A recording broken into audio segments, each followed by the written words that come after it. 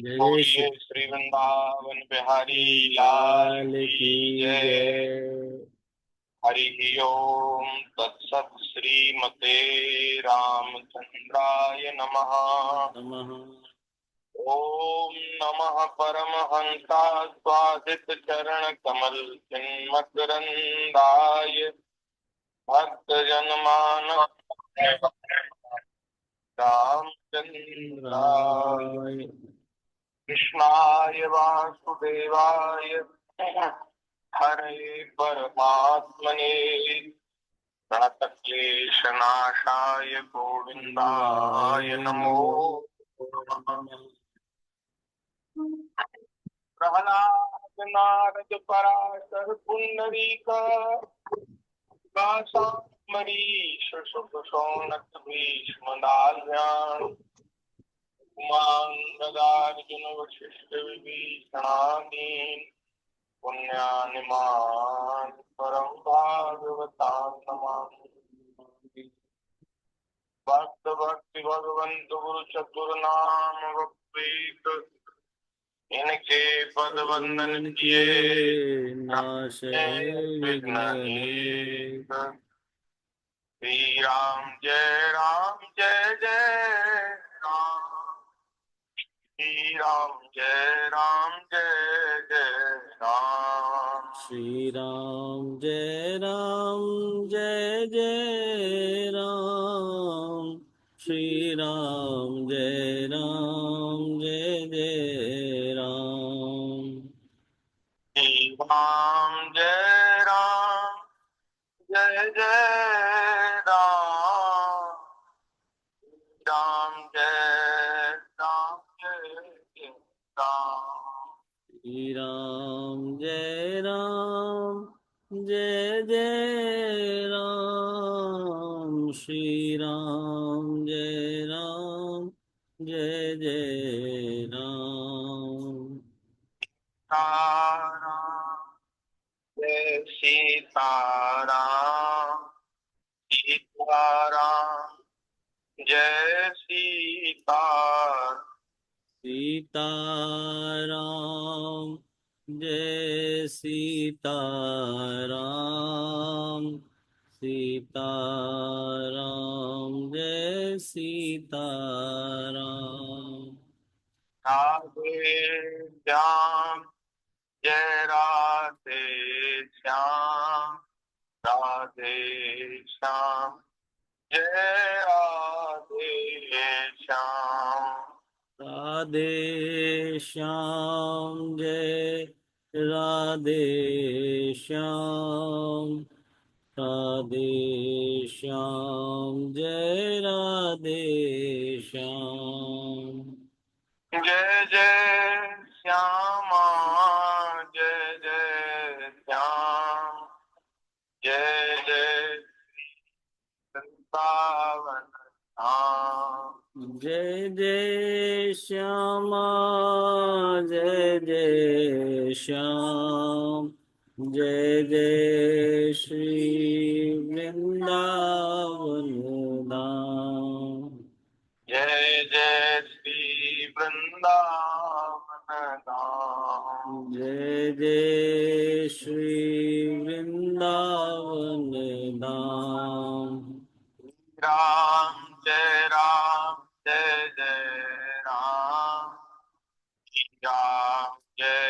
राम जय जय राम। श्री राम जय राम जय जय राम।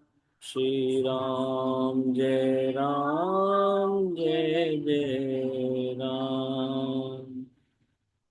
राम जय जय राम। श्री राम जय राम जय जय राम। बोलिए श्री सीता रामचंद्र भगवान भगवान की की जय। जय। श्री वृंदावन बिहारी लाल की जय। जय श्रीमद् भागवत महापुराण की जय। जय श्री सुखदेव जी महाराज की जय। जय। श्री सद्गुरुदेव भगवान की जय। हरि भक्तन की जय। गौ माता की जय। सनातन धर्म की जय।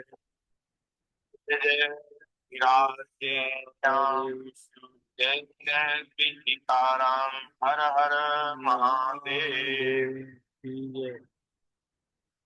नारायण नारायण नारायण।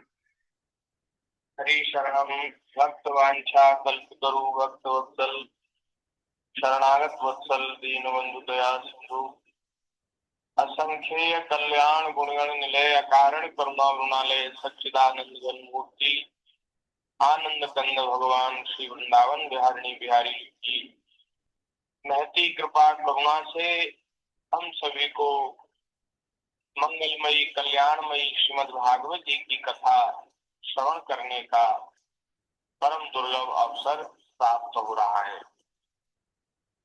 भगवान की कृपा से ऐसा संयोग बना है कि अपने अपने घरों में बैठ करके ही विज्ञान के उपयोग से हम इस भगवान की मंगलमयी कथा का लाभ ले पा रहे हैं, सुन पा रहे हैं। तो इस तरह से बड़े भाग्यशाली। नारायण श्रीमद् भागवत जी में दसम स्कंद में हम लोग 51वें अध्याय की चर्चा कर रहे थे, जिसमें मुचकुंद जी के द्वारा भगवान की स्तुति का वर्णन किया गया है। तो मुचकुंद जी की जो स्तुति है उसका ही हम लोग श्रवण कर रहे हैं 2 दिन से। बड़ी सुंदर, बड़ी अद्भुत स्तुति है। और महाराज क्या कहना, कल आप लोगों ने श्रवण किया, श्री मुचकुंद जी महाराज क्या कह रहे हैं, बड़ी सुंदर बात कह रहे हैं। मन्ये ममानुग्रह ईशते कृतो राज्यानुबंधापगमो यदृक्षया यः प्रार्थ्यते साधु विरेकचर्यया वनं विविक्षद्भिरखंड भूमिपे। मुचकुंद जी कह रहे प्रभु, मैं तो ऐसा समझता हूँ कि आपने मेरे ऊपर परम अनुग्रह की वर्षा की है, जिससे बिना किसी परिश्रम के अनायास ही मेरे राज्य का बंधन टूट गया। राज ही नहीं रहा, हर परिवार कुटुंब ही नहीं रहा, तो उसमें आसक्ति कैसे रहेगी? सब नष्ट हो गए। स्वर्ग में देवताओं के लड़ने के लिए गए थे, तो वहां से लौट करके आए तो यहाँ तो सब तब तक सब जा चुके थे, क्योंकि आप लोगों ने श्रवण किया ही कि यहाँ का समय और स्वर्ग के समय में अंतर होता है। हम लोगों की 1 वर्ष, देवताओं का 1 दिन होती है। तो इस तरह से वहाँ हमारा समय धीरे चलता है, यहाँ तेजी से चलता है। तो यहाँ उनके सब वंशज सब अपना अपना राज्य भोग कर, समय भोग करके उनका उनके शरीर सब काल के ग्रास बन गए। तो लौट करके आए मुचकुंद जी, तो कुछ नहीं मिला। तो इसलिए भगवान से कह रहे प्रभु बढ़िया रहा, आपका अनुग्रह हो गया, जो सब नष्ट हो गया। अगर नष्ट न होता तो उनकी आसक्ति छोड़ पाना बड़ा कठिन है। उनकी आसक्ति रहती तो फिर आपके चरणों में प्रेम कैसे होता? साधु स्वभाव के चक्रवर्ती राजा भी जब अपना राज्य छोड़कर एकांत में भजन साधन करने के उद्देश्य से वन में जाना चाहते हैं, तो उसके ममता बंधन से मुक्त होने के लिए बड़े प्रेम से आपसे प्रार्थना किया करते हैं। यहाँ तक की चर्चा हो चुकी है। कल हम लोगों ने यही विराम किया था। भगवान की भक्ति प्रतिकूलता में भी, घोर से घोर प्रतिकूलता में भी आनंद का, परम सुख का अनुभव करा देती है। ये हम लोगों ने श्रवण किया। इसी प्रसंग में एकनाथ जी महाराज का चरित्र हम लोगों ने श्रवण किया। अब उससे आगे चर्चा कर रहे हैं। बोलिए भक्तवत्सल भगवान की जय। मुझको जी कह रहे हैं प्रभु आप कहते हैं कि वर मांगो, तो प्रभु आपसे तो कोई बात छुपी नहीं है, मैं आपसे कुछ नहीं चाहता। आप यदि वर देना ही चाहते हैं तो मुझे आपके चरणों की सेवा दीजिए। आपके चरणों की सेवा के अतिरिक्त में और कोई भी वर नहीं चाहता, क्योंकि जिनके पास किसी प्रकार का संग्रह परिग्रह नहीं है और जो अभिमान से रहित हैं, वे लोग भी केवल उसी के लिए प्रार्थना करते रहते हैं, आपके चरणों की सेवा के लिए प्रार्थना करते रहते हैं। भगवान भला बतलाइए, बतलाइए तो सही, मोक्ष देने वाले आपकी आराधना करके ऐसा कौन श्रेष्ठ पुरुष होगा जो अपने को बांधने वाले सांसारिक विषयों का वर मांगे। बड़ी सुंदर बात है। तो ये जो संसार है और यहाँ के जो विषय भोग के जो पदार्थ हैं, यहाँ संसार की जितनी भी वस्तुएं हैं वे सब बंधन में डालने वाली। हम आसक्ति पूर्वक जिनको चाहते हैं ना, बस यही बंधन है। जिन वस्तुओं से हमारा हमारा राग है, हमारी आसक्ति है, उन्हीं वस्तुओं ने हमको बांध के रखा है। इसलिए भगवान की आराधना उपासना करके संसार के तुच्छ विषयों को नहीं मांगना चाहिए, क्योंकि ये तो बंधनकारी है ना। अरे जो भगवान मुकुंद है, मुक्ति देने वाले हैं, जीव को जन्म मृत्यु के चक्कर से मुक्त करने की जो जिनमें शक्ति है, सामर्थ्य है, उन प्रभु की आराधना करके उनको प्रसन्न करके यदि हमने संसार की वस्तुएं ही मांगी तो ये तो बहुत घाटे का सौदा है भैया, बहुत घाटे का सौदा है। भगवान को प्रसन्न करके तो भगवान से भगवान के चरणों की सेवा ही मांगनी चाहिए। एक बार हमने चर्चा की थी, मुझे याद आ रहा है, मुझे स्मरण आ रहा है कि एक बहुत बड़ा बढ़िया दृष्टांत है कि जेल में कारागार में कैदी हैं और एक दिन कारागार में हमारे देश के जो जो प्रमुख आदमी है, प्रमुख व्यक्ति हैं, राष्ट्रपति अथवा प्रधानमंत्री, तो वो जेल का दौरा करने जामे और वहां दया पूर्वक कृपा पूर्वक कैदियों से कहें कि भाई आज जो तुम चाहो सो हम तुम्हें दे देंगे, मांगो क्या चाहते हो। तो कैदी क्या मांगेंगे, कैदियों को क्या मांगना चाहिए? जेल से आजादी। तो यही मांगना चाहिए, बोले महाराज जो हमसे जो हुआ सो हुआ, लेकिन हम आगे कोई अपराध नहीं करेंगे, आप हमको यहाँ से मुक्त कर दीजिए। यही तो मांगना चाहिए, यही उनके लिए सर्वश्रेष्ठ है। लेकिन इसको न मांगकर वो जेल में कारागार में पड़े हुए व्यक्ति वो मांगने के बोले महाराज यहाँ शौचालय थोड़ा ठीक नहीं है, यहाँ शौचालय थोड़ा साफ सुथरा हो जाए, बढ़िया हो जाए, और यहाँ भोजन की बहुत समस्या है, भोजन अच्छा नहीं मिलता, दाल बहुत पतली मिलती है और सब्जी तो कभी कभार ही बनती है, पतली दाल ही खिलाते हैं रोज रोज, फुल्का भी बढ़िया से सेकते नहीं है, तो ये सब व्यवस्था हो जाए। तो बताओ कि वहां की व्यवस्था सुधारने की बात यदि वो उनसे की जाए और वो तो सब कुछ देने के लिए तैयार है, तो इसमें क्या घाटा है कि लाभ है? घाटा। घाटा है। अरे भाई वो वहां से मुक्त कर सकते हैं तो वहां तुम रहने की बात क्यों सोचते हो, वहां की सुविधा क्यों सोचते हो?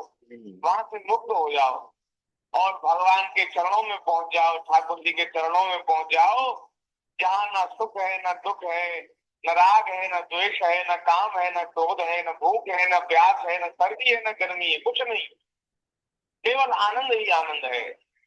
तो ऐसे सच्चिदानंद प्रभु के चरणों में पहुंच गया। तो ऐसी स्थिति है, हम लोगों की जेल में पड़े हैं, बंधन में पड़े हैं और हमसे कहा जाता है बोले भाई मांग लो जो कुछ चाहते हो, तो हम यही की वस्तुएं मांगते हैं। कोई कहता है बोले महाराज धन की कमी है, धन हो जाए, कोई कहता है संतान नहीं होती, संतान हो जाए, कोई कहता है मान प्रतिष्ठा हो जाए, कोई कुछ मांगता है, कोई कुछ मांगता है। ये नहीं कहते बोले महाराज बहुत हुआ, हमें यहाँ से छुड़ाओ। तो मुचकुंद जी महाराज यही कह रहे हैं कि आपको प्रसन्न करके जो व्यक्ति संसार की वस्तु मांग लेता है वो तो मतलब उसकी तो बुद्धि मारी गई, मति मारी गई। इसलिए सांसारिक विषयों का वर नहीं मांगना चाहिए क्योंकि ये बांधने वाले हैं। इसलिए आपसे मैं आपके चरणों की सेवा मांगता हूँ। जय हो। जय हो। अब पाद सेवना किंचन प्राप्यतमात्परम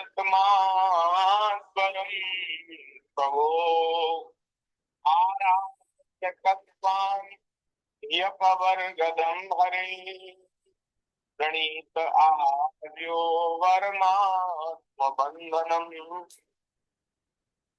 हे प्रभु, इसलिए मैं सत्वगुण, रजोगुण और तमोगुण से संबंध रखने वाली समस्त कामनाओं को छोड़कर केवल माया के लेस मात्र संबंध से रहित गुणातीत एक अद्वितीय चित स्वरूप परम पुरुष आत्म शरण ग्रहण करता हूँ। श्री भगवान बोले, राजन मैं अभी मुचकुंद जी का ही एक श्लोक है, तो मुचकुंद जी एक और श्लोक है, उसके बाद फिर भगवान वाच है, भगवान कहेंगे।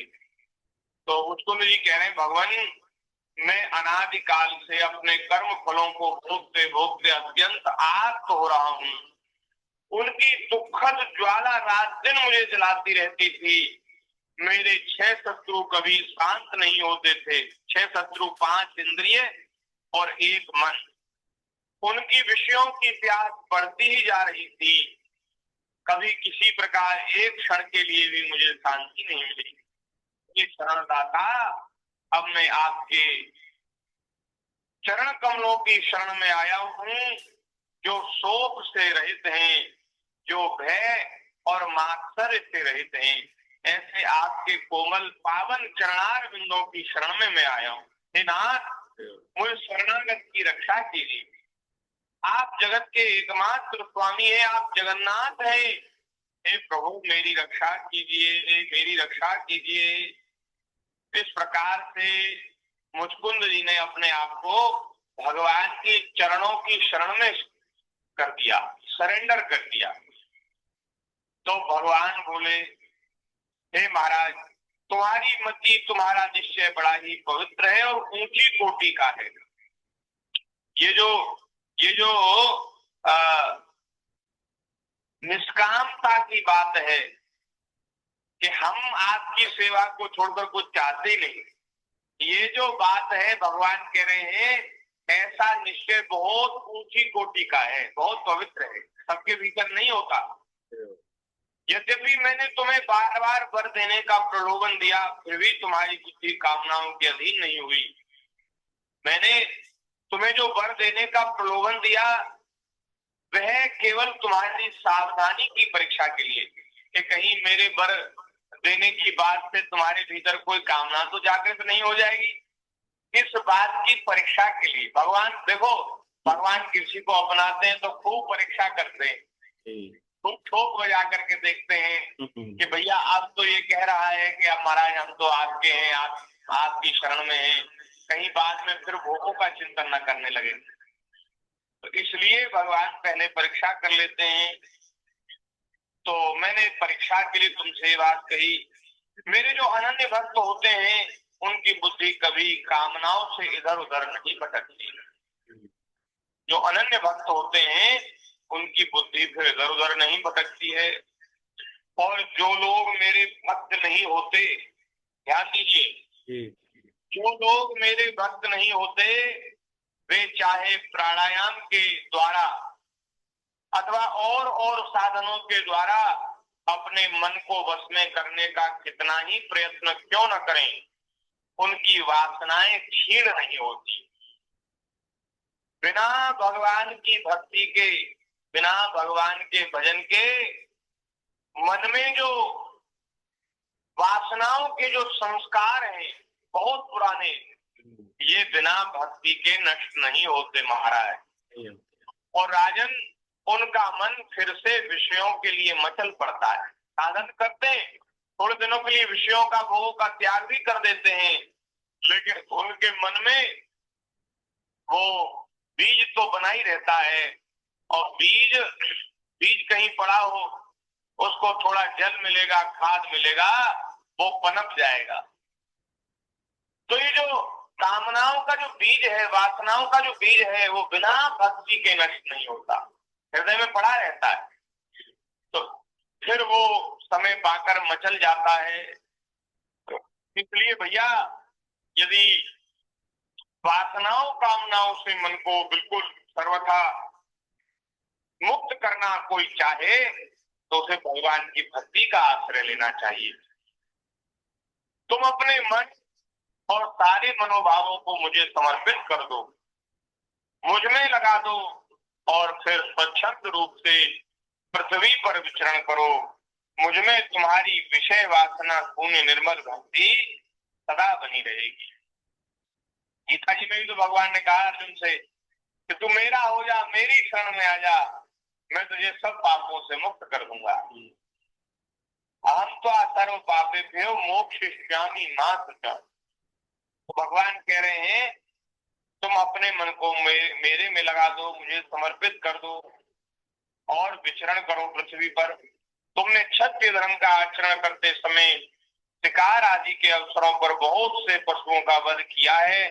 अब एकाग्र चित्त से मेरी उपासना करते हुए तपस्या के द्वारा उस पाप को धो डालो। ये पशुओं का जो वध है, ये पाप है जी।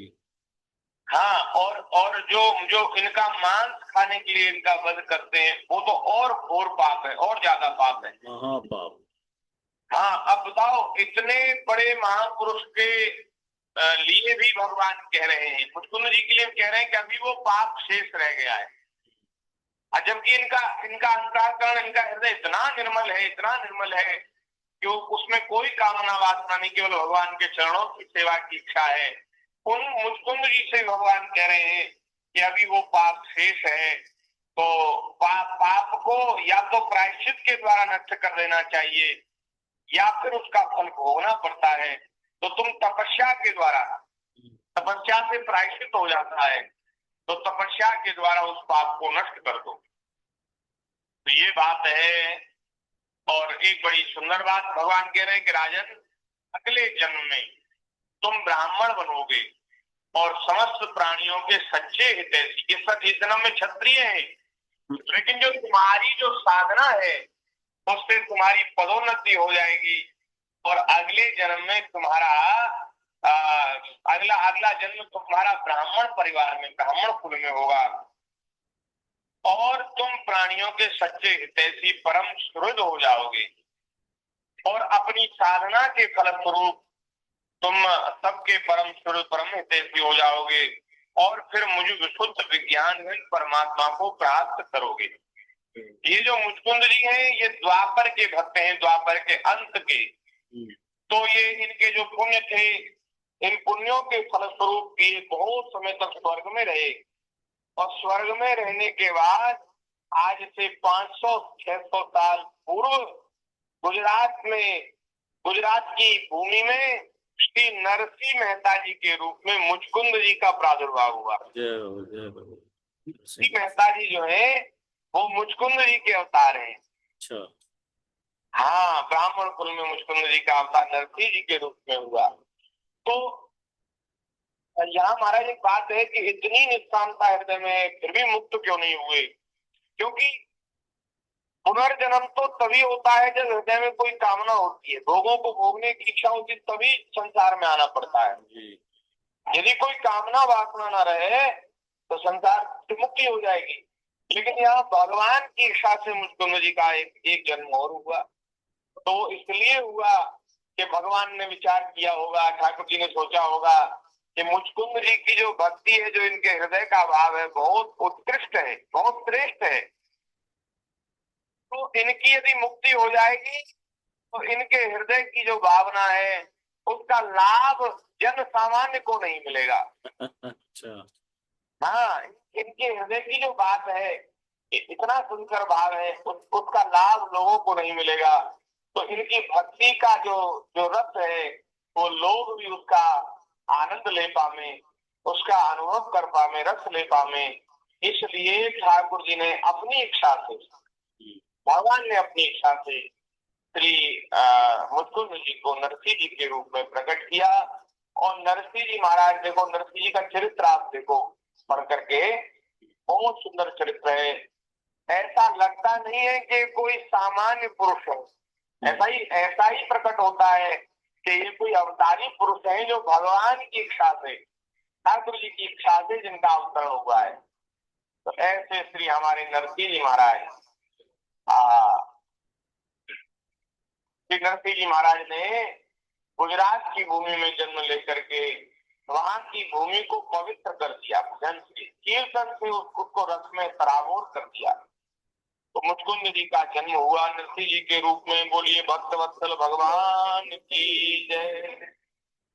ऐसे हमारे ठाकुर जी कृपा सिंधु है, अपने भक्त का कल्याण करते ही है और अपने भक्त के माध्यम से हम सब जीवों के ऊपर भी भगवान कृपा करते। जय जय।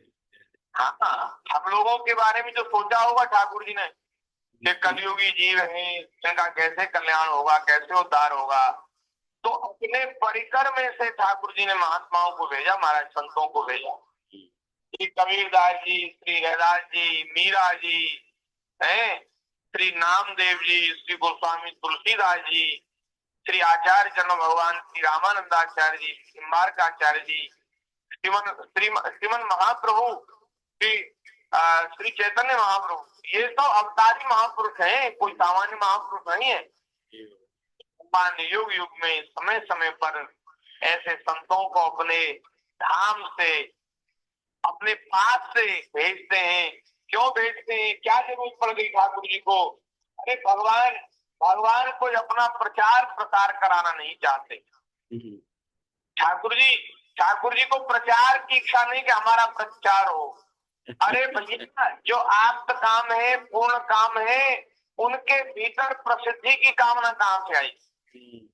हम लोगों के कल्याण के लिए, ये संसार के कलयुगी जीव, इनका कैसे कल्याण होगा? तो ऐसा भगवान अपने मन में सतत स्मरण करते रहते हैं, सतत विचार करते रहते हैं। और इसी विचार के फलस्वरूप भगवान अपने भक्तों को धरती पर भेजकर हम लोगों का भला करते हैं। ऐसे करुणा में है। बोलिए भक्त वत्सल भगवान की जय। 51वां अध्याय यहाँ संपन्न हो गया।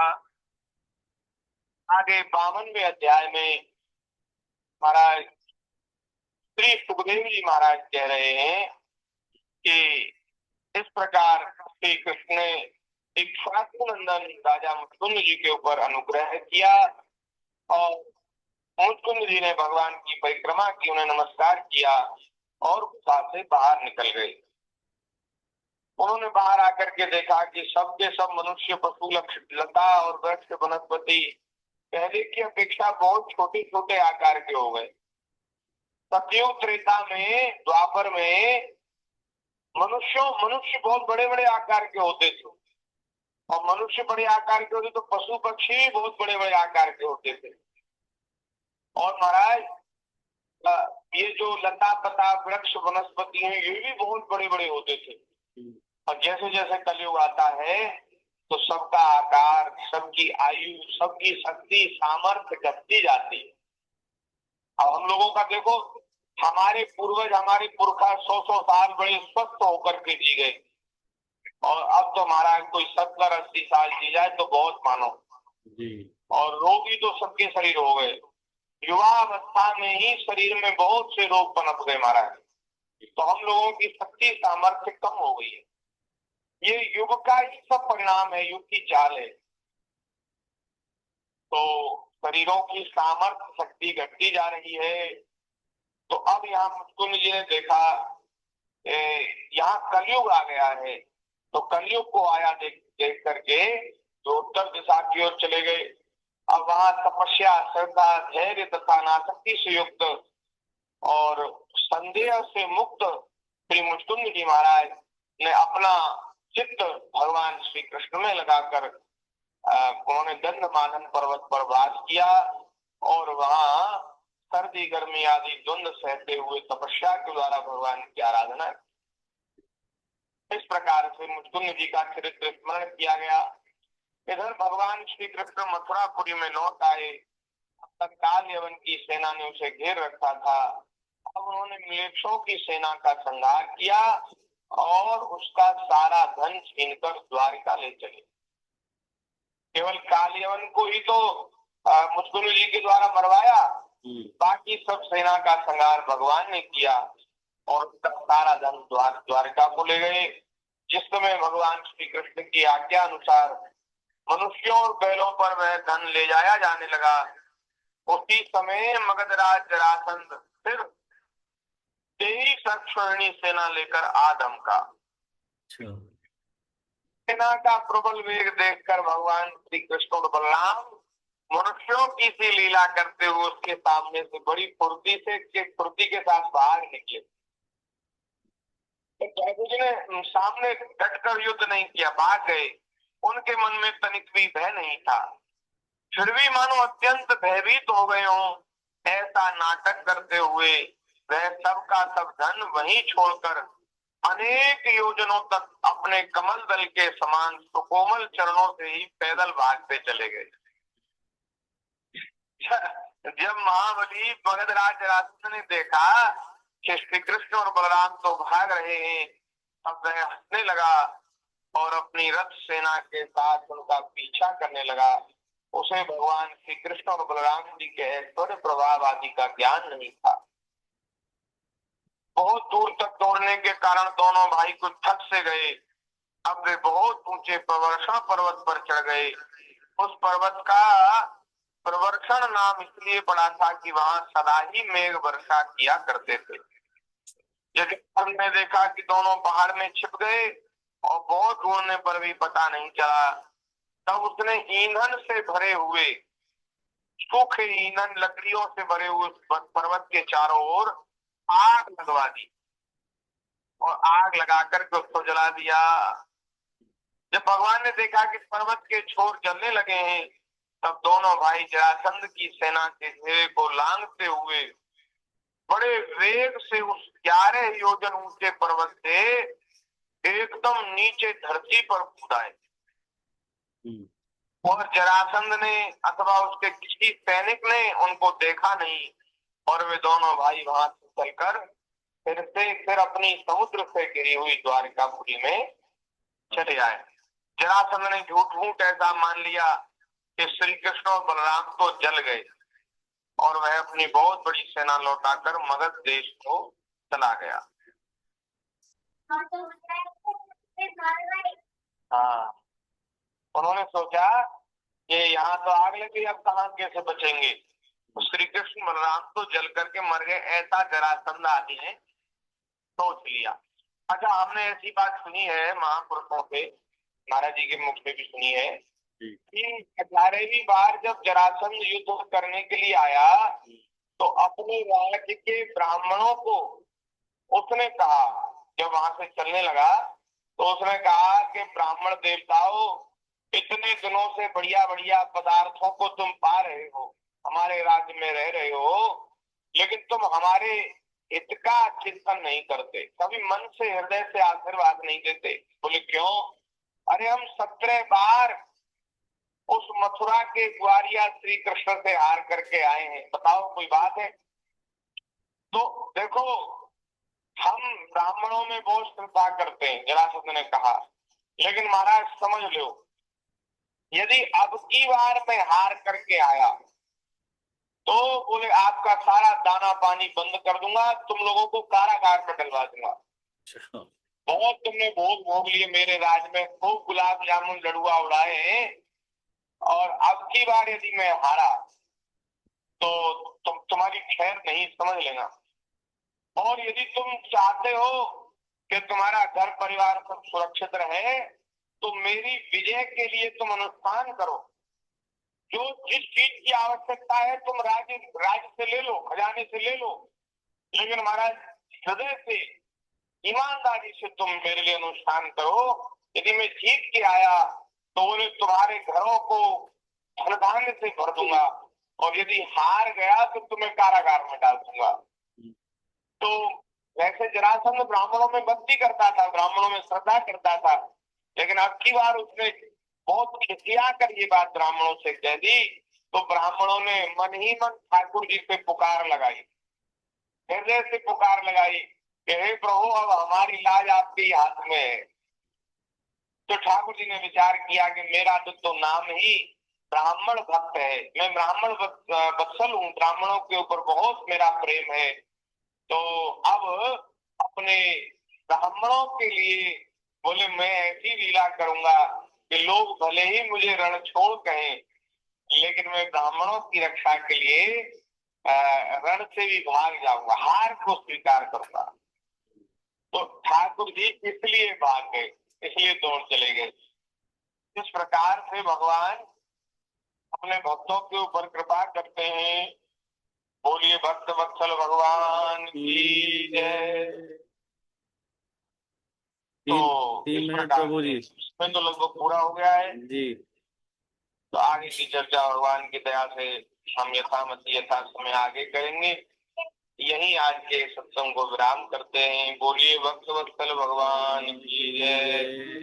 जय जय श्यामा, जय जय श्याम, जय जय जय श्री वृंदावन धाम। जय जय श्यामा, जय जय जय जय श्याम, जय जय जय श्री वृंदावन धाम। जय जय प्यारे श्यामा, जय श्याम, जय जय श्री श्री वृंदावन धाम। श्यामा, जय जय जय श्याम, श्याम, जय जय जय जय श्री वृंदावन धाम। जय प्यारी श्यामा, मंडल धाम, श्याम, जय श्री गजमंडल धाम। जय जय श्री वृंदावन धाम, जय जय जय जय श्री वृंदावन धाम। श्री वृंदावन बिहारी लाल की लाल की जय। जय। जय श्री श्री राम, राधे श्याम। कोटि कोटि वंदन प्रभु जी। जय हो।